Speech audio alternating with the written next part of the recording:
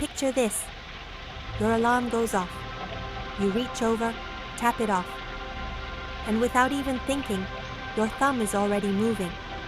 Notifications, messages, news, someone's opinion about something that happened overnight.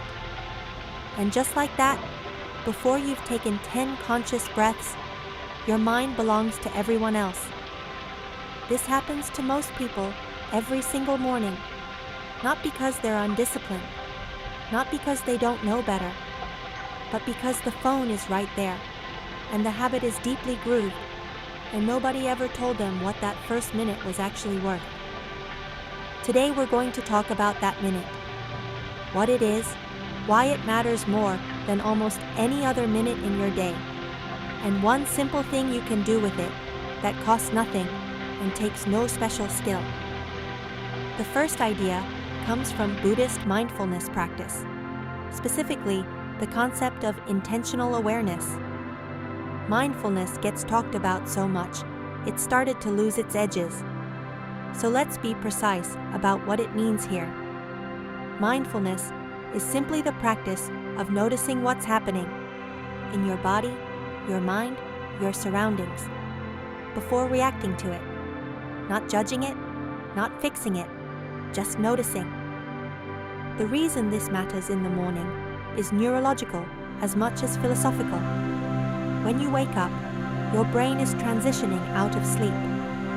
For a few minutes, your mind is unusually open, less defended, less automatic, more receptive. Researchers call this the hypnopompic state. Buddhist practitioners have known about this window for centuries without calling it that. It's a moment of unusual softness. What you do with that softness sets the tone for everything that follows. If you fill it immediately with incoming information, other people's emergencies, opinions, demands, your nervous system reads that as signal. We are already behind. We are already reactive. The day is already happening to us. But if you pause, even briefly, your nervous system gets a different signal. We are here.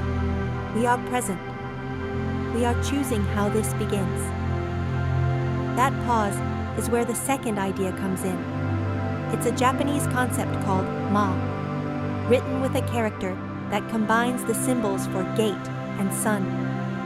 Ma is often translated as negative space, or interval, or pause. But it's not empty space. It's meaningful space. In Japanese architecture, a ma is the deliberate gap between elements, the space between two walls, the silence between two notes in music, the pause between two words in conversation. Ma is not the absence of something. It is the presence of a boundary that gives everything around it meaning and shape. Your first minute awake is Ma. It is the gate between sleep and day, between the person you were yesterday and the person you're choosing to be today, between reaction and intention. When you fill that gate immediately, with a screen, with noise, with other people's content, you collapse it. The boundary disappears. Sleep and day blur into one continuous stream of input, and your nervous system never gets to properly arrive. But when you hold that gate open, even for 60 seconds, something quiet and important happens. You land.